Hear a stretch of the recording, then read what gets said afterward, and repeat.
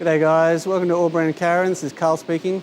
Just want to give you a rundown on some aircons and what work we do here. In relation to aircons, we can pretty much do just about nearly anything to them.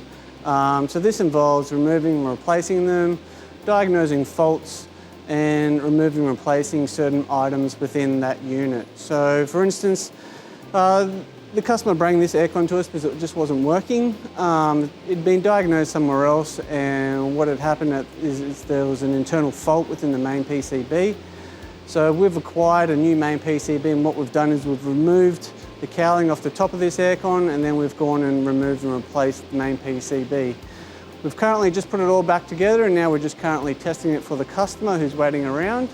And we're just pretty much waiting for it to get cold, and then we can inform the customer and she can leave. So look, if you have any questions or queries about aircons, I'm sure we can answer them to their full extent, and or just leave it in the comments below, and have a good day guys, thanks.